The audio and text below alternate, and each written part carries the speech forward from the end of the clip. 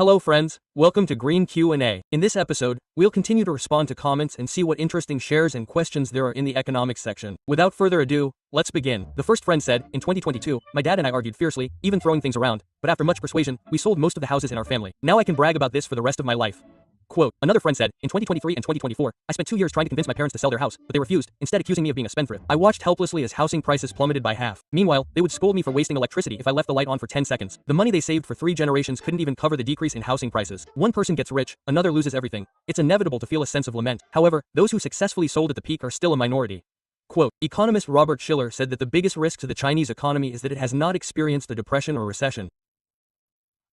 Once a crisis occurs, it will be difficult to make correct judgments and responses. This applies not only to the government but also to ordinary people. As the old saying goes, experience is the best teacher. Only by personally experiencing real economic losses can one truly understand. The next friend has a lot of information. We shouldn't expect others to save us, but rather save ourselves. I sold the school district house I bought 3 years ago and rented a house instead. I lost 10 years of my youth in 3 years, and everyone around me was surprised, unaware that I was saving myself through cognitive wealth.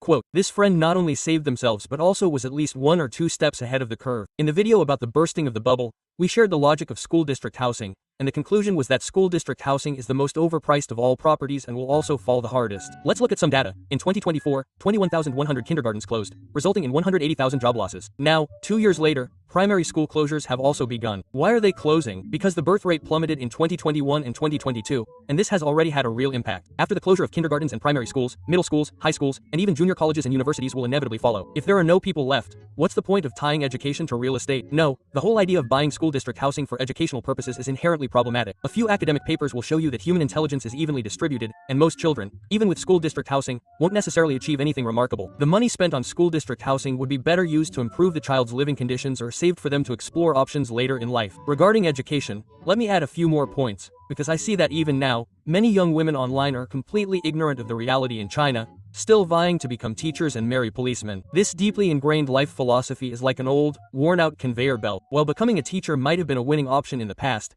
it's clearly a disastrous choice in the face of rapidly changing demographic trends. It's essentially equivalent to a man in a provincial city now going to study civil engineering. Next friend. Assets are shrinking, debts are eternal, assets are elastic, debts are rigid. That's right, the summary is very accurate. Balance sheet recession is that brutal. Asset values shrink, but debt levels remain unchanged. Therefore, in the next 2 or 3 decades, China will follow Japan's path and repeat the old road of balance sheet repair. While the post-2000 generation becomes a generation of unemployed, the 80s and 90s generations will become a generation of perpetual debt. Next friend. The American cutoff line is very popular on the internet recently, but some say China is the real cutoff line. What do you think, blogger? Also, someone asked if we should discuss the bloodbath of the cutoff line. I think that regarding things like mortgages, leverage, consumption, and catastrophic illness insurance, why does it cause such a huge reaction? Is it because human nature is too dark, always wanting others to suffer so they can be happy? Shouldn't kinship be based on class? Recently, a story has been circulating widely. A blogger posted a video saying that not a single plastic water bottle or cardboard box from the Shanxi 4 provinces can successfully reach a recycling station. When I first saw this video, I didn't understand why it went viral. In my life experience, ever since bottled beverages became available, the phenomenon of people scavenging bottles from trash cans has never stopped. What's more, sometimes, even before you've finished your drink, old men and women will try to snatch the bottle from your hand. A similar experience is the act of hoarding food, especially at weddings and funerals in rural areas of northern China. Even after 20 years of relative prosperity, people still hoard food without any sense of shame. What does this indicate? It shows the extent and persistence of poverty in Chinese society. My view is that reaching the point of scavenging bottles from trash cans means you're already living below the survival line, essentially at the basic level of existence. Because why would you need a finishing blow to take down impoverished people? A finishing blow takes 90 seconds, but a basic attack takes only 1 second. What is a basic attack? A basic attack is when everyone saves money and fears diabetes, so they stop drinking sugary drinks and stop throwing away bottles. My junior colleagues graduate and immediately take out loans to buy houses and cars. Everywhere, they're at the finishing blow level, taking out loans for major purchases without any ability to mitigate risk. This kind of thinking isn't limited to housing. It will inevitably manifest itself in other areas sooner or later. It really reinforces the saying that it's hard to earn money from the poor, but easy to deceive them. Didn't Chen say that the underlying code of Chinese people is buying a car and a house, getting married and having children? Only by completing this entire process can you barely be considered a person. But from another perspective, if ordinary people could buy a house after working for 7 or 8 years, or buy an iPhone after working for a week, then not everyone would need to be as smart as Sun Yucheng. This means that only millions of honest, ordinary people are the backbone of society. Furthermore, in a mature and stable society, values and beliefs are relatively stable, instead of everyone suffering a great loss on the same issue and then completely abandoning their past values from the bottom of their hearts. Unfortunately, in the Chinese environment, people can't afford to be short-sighted or foolish, otherwise they'll end up like a bull, chasing a red rag around in circles for a lifetime. Therefore, I believe that asking yourself repeatedly whether you're worthy of something can help you avoid many pitfalls. A house costs 2 million yuan, and I'm taking out a 1.4 million yuan loan, and I only earn 56,000 yuan a month. Am I really worthy of this? A new energy vehicle costs 150,000 yuan, plus insurance, charging, parking tickets, and a yuan per kilometer. Am I even worthy of owning one? If the answer is no, then hold back, save that hard-earned money you'd otherwise waste. And that's the only way to ensure you don't live a miserable life. If you try and still feel unworthy, it's probably not your problem, but rather that those manipulating the system have ulterior motives. Next, a friend bought their first house in 2023, convinced their parents to move to the same neighborhood in 2014, and then moved to a lower floor in 2020 due to health reasons. In early 2023, after their father passed away, they moved in with their mother, selling their own house. They unconsciously made a series of choices, and the gears of fate turned precisely as expected. The next person painfully sold their house after 25 years of struggling, and now, at the end of the year, the price has dropped another 20%. The painful sale only resulted in a 20% loss, but what's infuriating is that there are still people hyping up bottom fishing opportunities, and they'll probably be cursed to death by this time next year. Next, people like Yi Lulu are called chivalrous in ancient times. My name is Xian Lu Sha. Next one. Those who bought houses this year will be struggling next year, and their houses will be listed for sale the year after. 2025 is definitely not a good time. Buy in the morning, lose money in the afternoon, but sometimes there's no other way. The transmission of economic sentiment and values takes time.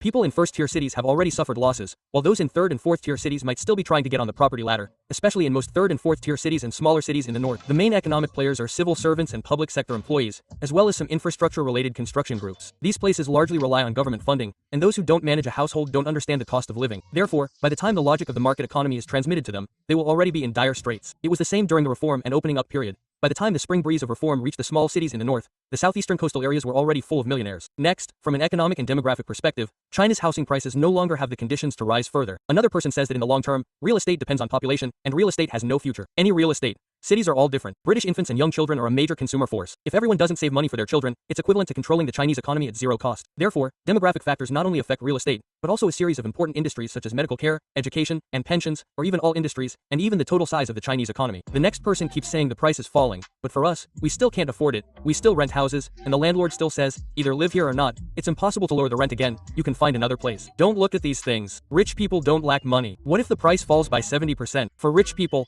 houses are not for living in, and they don't only have one. But for us, we may only be able to afford one house in our lifetime. 500,000, 1 million, 1.5 million. It makes no difference to me. It's all loans. I'll pay it off until it's paid off. And if I can't pay it off, I'll die and it won't matter. I even hope that houses become more expensive, because if houses are more expensive, other things will be cheaper. Now we can't afford houses, but things are cheap. But the things we can afford are all expensive. Is that really good? Let's briefly review the logic here. Looking back at 2016 to 2020, houses became more and more expensive, and prices also became more and more expensive. This is a typical manifestation of inflation. Now housing prices are plummeting, and other consumer goods are also falling in price. This is a typical manifestation of deflation. During inflation, things are expensive, but money is easy to earn. During deflation, things are cheap, but money is even harder to earn. Therefore, mainstream economists believe that slight inflation is the best economic environment, because money is easy to earn while prices are more affordable. As for the unscrupulous landlords who use damage assessment by flashlight, they will eventually be eliminated by the market. As tenants, we shouldn't be afraid of trouble, and we should bravely eliminate them. Next, in 2022, I advised colleagues and friends not to buy houses. Everyone told me that the price would still rise, and they all bought houses in Henan and Kunshan. This year, they are all crying about the 30% to 65% drop in price. Good advice falls on deaf ears.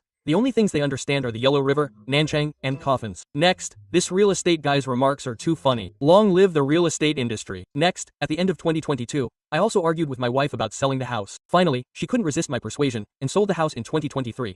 Now, real estate agents in that neighborhood don't dare to display historical price records anymore, and many properties have been listed for over a year without being sold. The prices are opaque. This is like an internet firewall, obscuring and hindering market regulation. The result is that many people have to bang on the table to convince their families. In fact, Chinese characteristics cannot escape the laws of economics. The power of the market will destroy all policies that try to resist it like a hurricane. Next, most city dwellers buying houses aren't trapped.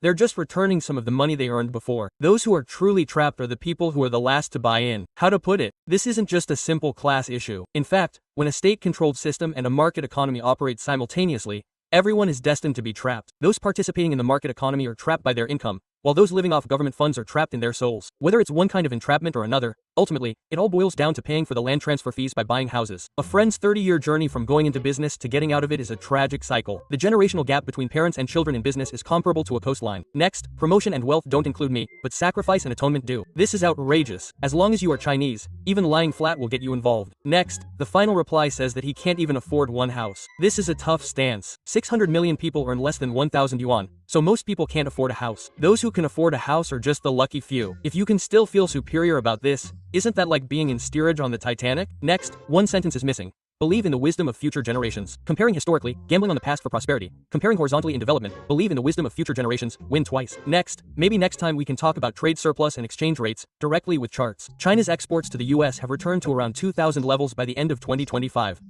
Fortunately, China's exports to the Middle East and Belt and Road countries have grown, achieving good results. It shows that although the trade surplus still exists, the structure has completely changed. Furthermore, Caixin reported at the end of December that in recent years, there have been numerous cases of fraudulent export invoice buying schemes across the country. This involves shell foreign trade companies purchasing real export data from intermediaries to defraud local governments of export subsidy funds. The specific subsidy amount is only 3 cents of RMB per US dollar of exports. Based on this, the hundreds of millions of yuan in subsidies correspond to an export volume possibly reaching tens of billions of yuan. Moreover, in many places, this export invoice buying is led by the government and facilitated by enterprises, essentially a collusion between officials and businesses to defraud local fiscal resources. This means that these fraudulent shell foreign trade companies, in addition to creating inflated export data, contribute absolutely nothing to employment, tax revenue, or local industries. Although the report mentioned that this export invoice buying is based on real goods, this systemic gray area operation, if supported by real goods, seems logically inconsistent. Regarding the exchange rate, the RMB exchange rate behaves in such a way that it slowly rises if intervened, and falls if not. In the short term, the exchange rate can be stabilized through policy and expectation management, but in the long term, with declining investment returns and capital outflows, there is immense structural depreciation pressure. However, a higher RMB can alleviate accusations from Europe and the US regarding Chinese dumping. It can only be said that the game is still underway. We need to consider both the short-term and the long-term trend. The real losers are the export companies. Orders are already decreasing due to the trade war, and when they finally receive an order, they find that the profits are eaten up by the exchange rate. It's not hard to imagine that with slowing external demand and exchange rate pressure, but relatively constant production costs, 2026 will likely be even more difficult for export companies. Next, a friend asks, regarding negative appreciation, shouldn't the value-added tax be refunded to homebuyers? That's right, since there's no appreciation, why talk about value-added tax? This is simply the art of negotiation. Regarding housing depreciation, this issue pops up every now and then. Buyers ask for the cost price, and sellers are equally blunt, saying the transaction price is 1.5 million. But the cost price is actually 2 million. Someone else commented a few years ago that the demand for houses hasn't disappeared. It's just a shift in demand from simply owning a house to owning a good house. Our family sold several apartments and exchanged them for one. From 2021 to 2025, the price basically didn't fluctuate. Regarding the 4 first-tier cities, Beijing, Shanghai, Guangzhou, and Shenzhen, we shared in the program that housing prices in these cities have been leading the decline in the past 2 years, especially Beijing, where transaction prices have fallen by 39%. Regarding Beijing, the price hasn't changed from 2021 to 2025. Is this the housing price shown in the voting? Next, demand isn't saturated. Who doesn't want to live in a better house? It's simply that the last drop of blood from the leaks, ordinary investors, has been squeezed dry. Another person said that the economy needs effective demand. If you equate desire with demand, then supply will never be enough. In recent years, no matter who analyzes the Chinese economy, they will say that there is insufficient demand, especially insufficient demand for real estate. In fact, as the second friend said, there are 2 types of demand: effective demand and ineffective demand. Effective demand means actually having the money to buy a house, while ineffective demand, as the name suggests, means wanting to buy but the housing price is too high, and we simply can't afford it. The answer is obvious. To create effective demand, there are only 2 ways. Either housing prices fall or income increases. One person said that health is paramount, and savings and learning are what I care most about these years. Health is the lowest cost way to hedge risks, and savings are the most reliable means of payment. Next, from companies to politics, it's all dictatorship. Anyway, the lack of supervision does lead to high efficiency. Another person said, unlimited power, limited responsibility, a complete autocracy. Not wanting supervision actually means not wanting to use market logic to deal with bad loans, not wanting to pay the price for these bad debts, but the price always has to be paid by someone. If the banks and the government don't want to pay, then only all the residents together will have to pay. One person mentioned the impending bank crisis in 2026. Another person said that banks will have more and more properties on their hands until the banks go bankrupt and undergo restructuring. This is the trend. But the bank collapse has indeed begun. Yahoo Finance reported that, according to the latest data from the National Financial Regulatory Administration, from January to November 2025, more than 300 banks have exited the market, setting a historical high. Nearly 90% of the bankrupt banks are small and medium-sized banks in towns and villages. Furthermore, among the 341 rural banks that disclosed their annual reports, 68% had equity capital of less than 10 million RMB, and 21% were deeply in the red. Next, can someone explain the logic behind this phenomenon? According to a Research Institute report, in the first half of 2025, the average rent for the top 100 commercial streets in major cities across the country fell by 0.35% year-on-year, and the average rent for shops in the top 100 shopping malls fell by 0.12% year-on-year. In the early years, the shops that closed down were mostly community-based businesses, also called storefronts. At that time, residential communities were open, and the ground floor shops directly served daily life. It was entirely possible for one shop to support 3 generations. Later, with the rise of commercial complexes and shopping malls, community-based businesses completely lost their vitality, and the consumption pattern shifted from decentralized community-based consumption to concentrated commercial district consumption. At the same time, every intersection in every city across the country has become the same formula.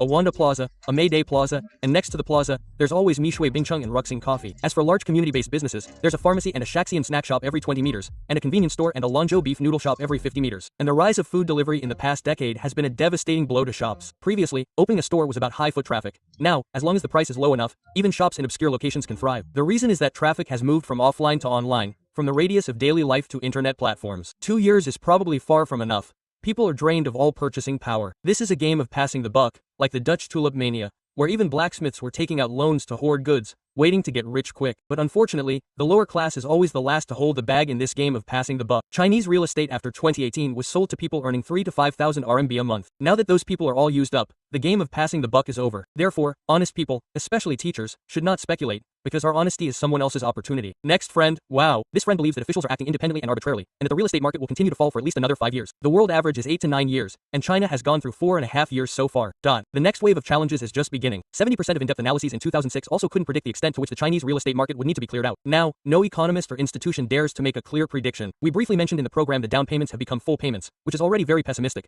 but I've also seen even harsher opinions, saying that except for core areas in first-tier cities, other properties will completely lose liquidity. This view is based on changes in macroeconomic conditions and population structure. Let's talk about it later. The next friend says that every time they take the high-speed train to and from Wenzhou, seeing the countless 31-story buildings along the way is like something out of a horror movie. Another friend also said they've seen similar buildings, causing trypophobia. Another friend went to Xiangyang for a wedding recently, and the buildings there were even more terrifying than the ones in your background image. All high rises everywhere, a modern city. During post-production, a very important workflow is finding source material. This process helps me understand the operating logic of many things. For example, many courts, tax bureaus, cultural and tourism bureaus, and even social security bureaus have their own promotional videos. Furthermore, state-owned enterprises such as Sinopec, PetroChina, China Mobile, China Telecom, water companies, high-speed rail, and subways also produce high-quality promotional videos. These videos include, but are not limited to, commercial promotional videos, short films, music videos, and documentaries. These types of films are also the core business of most film and television companies on the market. That is to say, government and state-owned enterprise investments are not limited to food and propaganda departments. They also spend money on other things. In the past, I always thought that only companies like real estate companies, which are swimming in money, would shoot promotional videos, but I didn't expect that public departments are also happy to showcase themselves. Compared to the magnificent promotional videos and the residential buildings filmed by netizens, it's like a college entrance exam essay. One is a politically correct perfect score, and the other is a realistic 0-point essay. The joy of a perfect score is inversely proportional to the despair of a 0 score. Another friend says that houses have a lifespan. Houses from the 1980s are healthier than houses built after 2016. Those buildings that are meant to be preserved have a lifespan of 25 years, which is already quite good, and they are also super high-rise buildings.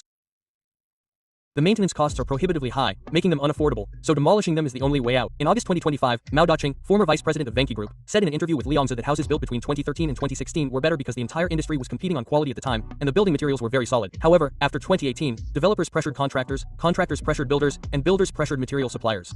This pressure down the chain led to a shortage of funds throughout the entire chain, making shoddy work and cutting corners inevitable. Therefore, Mao Daqing suggested that people should try not to buy houses built after 2018. Furthermore, Shenzhen Raiji Engineering Consulting Company's industry report in 2023 indirectly corroborated Mao Daqing's statement. Its data showed that the number of complaints about leaks and wall cracks in projects delivered after 2018 increased by 337% year-on-year, and the proportion of complaints about discrepancies in decoration materials reached as high as 23.6%. Next, there's nothing to be anxious about. Even in the darkest times, there will be a dawn. The future is bright, but the road is winding. Next, Huang Bo's song is a true timeless classic. In literary creation, the most tragic way to portray a character's downfall is to have their beliefs collapse. However, in reality, the collapse of beliefs has a strange sense of humor. Next, real estate is not a productive industry. The real estate industry only generates social wealth through construction, which is only worth about less than 2,000 yuan in cost. Other land taxes, fees, and financial expenses are merely wealth transfers. They don't generate any social wealth. Otherwise, speculating in real estate and stocks would also be considered productive industries. I don't entirely agree with this statement because, under the modern financial system, you can't demand that an LV bag must be made of cowhide, so you can't demand that houses must be priced according to cost. The important thing is that real estate should be fully competitive in a transparent market, competing on quality, service, and living experience, rather than, under the impetus of stimulating the economy, driving the price of every house up to the price of an LV bag. The reason why land finance is unsustainable is that it takes away 60 to 70% of the profit from housing prices. Ultimately, no matter what kind of house it is, the added cost is 2 or 3,000 yuan. This is equivalent to setting the price as L, but the quality is like plastic. Next commenter, I'm going to listen to this video at least 10,000 times again. I used to listen to the previous videos while sleeping, trying to learn and digest them with my non-existent understanding. After watching this video, I'll have to wait until next month for the next one. I feel really guilty about the low production rate.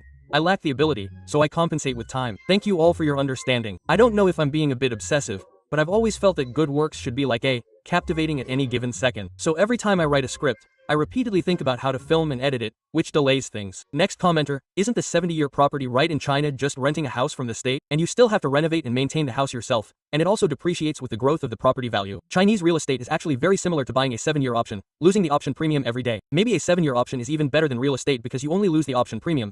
At least you don't have to maintain it. Looking at real estate in Australia and Canada, it's all permanent personal ownership. So buying commercial property in China is okay for speculation or buying in bulk, but it's not worth it for self-occupation. Another commenter, if I were part of the vested interest class in China, the new regime would have nothing to do with me. I would have already achieved international freedom. Even if the country ceases to exist 100 years from now, it wouldn't matter. Hayek said in The Road to Serfdom that the private property system is the most important guarantee of freedom. It not only protects property owners but also non-property owners. Only when the means of production are dispersed among many independent individuals can no one completely control others, and individuals can truly decide what they want to do. Once all the means of production are concentrated in the hands of one person or institution, regardless of whether it is nominally owned by all the people or managed by the state, whoever holds the power to manage it actually holds the power to control others. Next commenter, I'm currently in a third-tier city in China. The average resident income is 3,000 to 5,000 yuan. Even without eating or drinking, the most you can earn in a year is about 50,000 to 60,000 yuan. But the current housing price is around 800,000 yuan. How much further can housing prices fall? Responding for a friend, he said that it could fall for at least another 3 years, and his personal feeling is that it could drop to at least 500,000. This is for reference only. I think 500,000 is the limit for ordinary people to significantly increase their consumption. Looking at it from another perspective, saving 5 or 6,000 yuan a year without eating or drinking is barely enough for survival for urban residents in China.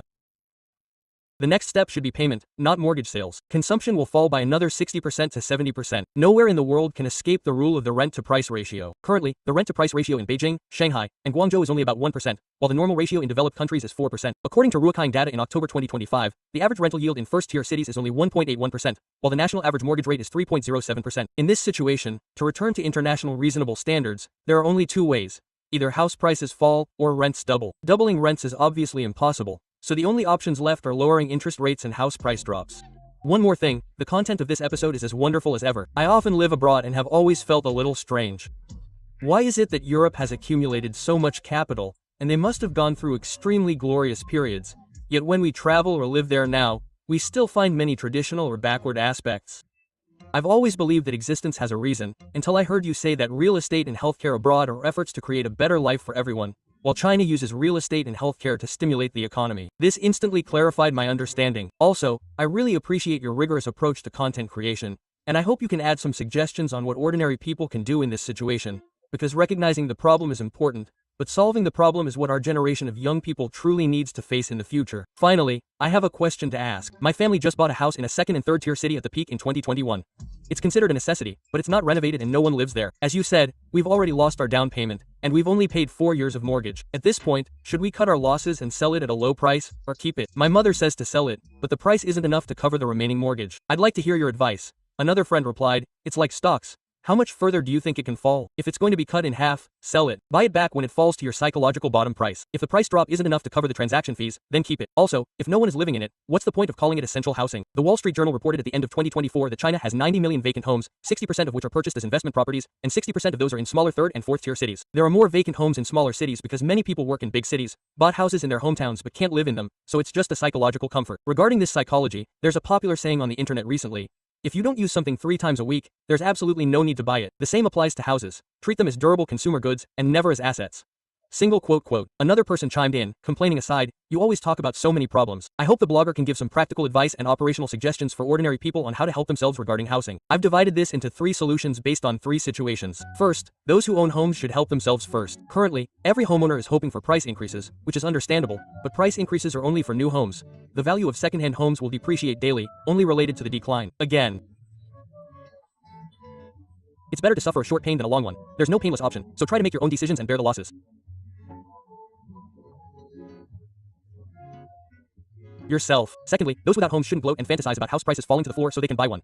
Quote, this is impossible because those who weren't affected by the previous round of market corrections are unlikely to be affected this time. If they're not in the affected range, then discussing price increases or decreases is meaningless. Finally, for those still wanting to buy a house, I suggest learning about the rent-to-price ratio. If you buy a house and rent it out, wouldn't it be purely foolish to wait 25 years to get your money back? Therefore, I suggest that people earning less than 100,000 yuan a year shouldn't rush to buy a house, because renting is more cost-effective. With a monthly budget of 2,500 yuan, you can rent an ordinary apartment in a first-tier city, a luxurious one in a second-tier city, or even a top-end one in a third-tier city. Most importantly, you save on the down payment and interest. Why not? In short, it's important to understand that housing costs should never exceed 30% of your disposable income to maximize your quality of life. Next question, is there a possibility that China is using its anti-feminist policies to increase the birth rate? The first result of anti-feminism will probably be an accelerated decline in population. Next question, a birth rate below 1.5 isn't insurmountable. The Taliban, Iran, Russia, North Korea, Hamas, and among East Asian countries, only Mongolia has a healthy total fertility rate, currently maintaining around 2.7. The cyclical nature of history is undeniable. A blogger asks, do you think China's current economic difficulties and social contradictions will be resolved through war? Another person says, if the economy collapses, they'll prepare for war. War won't solve any human problems.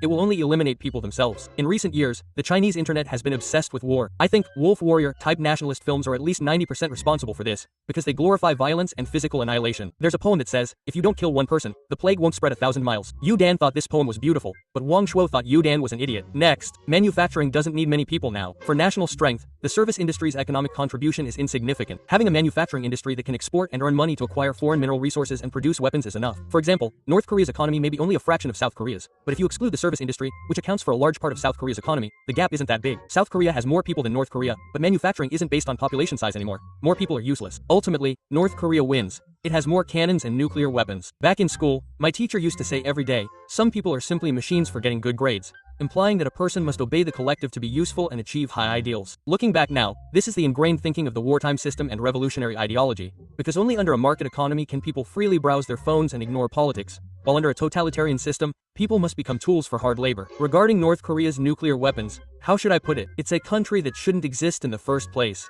and if it ever uses them, it will cease to exist completely. One blogger has been inactive for so long, probably spending half their time writing jokes. And another person says, okay, your economic stand-up comedy performance really resonated with me, making me a deeply engaged audience member. Dear friends and fellow viewers, there's an old saying that goes, there's no gentleman without. Next, a friend mentioned that during the peak of Japan's bubble economy, real estate accounted for over half of household assets, approximately 54% to 63%. After the bubble burst, this proportion steadily declined, and now it's only about 23%. This is one of the important backdrops to Japan's lost 30 years. Japan's post-bubble era was characterized by prolonged, gradual pain, while the US subprime mortgage crisis resulted in intense short-term pain. The advantage of short-term, intense pain is the rapid clearing of bad debts, market recovery within a few years, and asset appreciation. The disadvantage is high short-term unemployment, widespread bankruptcies, and concentrated social suffering. The US has a mature financial market and bankruptcy mechanism. Bank failures and asset auctions can be completed quickly. After the subprime mortgage crisis, although unemployment soared, the US had a safety net of unemployment benefits, social security, and health insurance. American society can tolerate short-term drastic shocks because the system allows for reconstruction after destruction. Therefore, China has entered a dead end. The US model is efficient, but society cannot bear the consequences. The Japanese model is stable, but the price is long-term stagnation. This is why China's real estate problem is considered a systemic risk, not just an economic problem, but a predicament intertwined with institutional welfare and political tolerance. Ultimately, China will choose the Japanese model of prolonged, gradual pain. The Chinese government prioritizes stability above all else, thus leaning towards the Japanese-style strategy of prolonged, gradual pain. The distinction between long-term gradual pain and short-term intense pain is a very good interpretation. Japanese government debt rose sharply after the bubble burst due to deflation coupled with an aging population. The government needed to borrow heavily to support people's livelihoods. Paul Krugman once praised Japan, saying that under immense pressure, it avoided widespread suffering, serving as a model for humanity in dealing with deflation. In contrast, China fundamentally denies deflation and the bursting of the bubble, so in my opinion, there is another option called long-term intense pain. Next, most of the houses bought by people born in the 60s, 70s, and even 80s were purchased before 2015. By today, these houses are at least 10 years old. These houses, if not considered old and dilapidated, are close to it. With the huge inventory of new and used homes on the market, who will take over these properties? They probably will never be able to cash out. From a behavioral economics perspective, those who bought early and cheaply are not in a hurry to cash out, but are considering upgrading. A friend of mine worked in a real estate agency in 2018, doing administrative and support work during the magical period of rising prices and inventory reduction. Watching those people scrambling to buy houses, I was very puzzled. Don't they look at the birth rate? According to the data, after the comprehensive opening of the two-child policy in 2016, there was a peak in newborns in 2016 and 2017, and 15.2 million, 14.6 million, and 12 million newborns were born in 2018, 2019, and 2020 respectively. It is not difficult to see that population collapse and the bursting of the bubble occurred almost simultaneously. Therefore, it is reasonable to speculate that one of the important reasons why Chinese people are not having children is that land finance has consumed the future income of several generations within a dozen years. Next, we cannot completely deny the infrastructure policy. Large-scale infrastructure construction laid the foundation for modern industrialization. Now, the transition to intelligent productivity will inevitably bring pain. Please be patient and have a long-term perspective. The economy will certainly take off again. Next, China's massive local government debt is something Japan doesn't have. Therefore, the Japanese government does not have a balance sheet recession, and the Japanese government still has room to increase leverage, while China's local government debt has already exhausted the room for increasing leverage. Therefore, residents, enterprises, and the government are all experiencing a balance sheet recession. Professor Qin Wei said that the high debt of the Chinese government comes from the government's reckless investment, while the high high debt of the US and European governments comes from the democratic system. Why does the democratic system lead to high debt? Because people want to use tomorrow's income to solve today's pain. So whoever gives them more welfare gets elected. It can be seen that this system of people being the masters of their own country in Europe and America is truly consuming the future resources of future generations. The next friend asked a question out of curiosity. Since raising prices is the only way to reduce inventory, why can't we use mandatory measures to stipulate that housing prices must be higher than the previous day's price? With real-time monitoring, every violation would be investigated and punished. If prices kept rising every day, houses would surely sell out quickly. What a brilliant idea. Zimbabwe and Venezuela both gave it a thumbs up. Isn't there a recent crackdown on internal competition? Airlines and food delivery platforms aren't allowed to compete on price, but this method has already been used extensively in the real estate industry. For example, listing prices that are too low will result in a warning, and some secondhand housing platforms don't allow the display of transaction prices. The issue of administrative intervention in the market is too complex to discuss in a few words, so let's dedicate a separate segment to this topic later. That concludes this episode. Thank you to our loyal viewers for your continued support, and welcome to our new viewers. Finally, a special thank you to those who gave me tips. I feel unworthy of your generosity. Thank you all. Happy New Year! I wish all our viewers and friends prosperous businesses, abundant wealth, wisdom comparable to Elon Musk, and riches surpassing Warren Buffett. Cheers!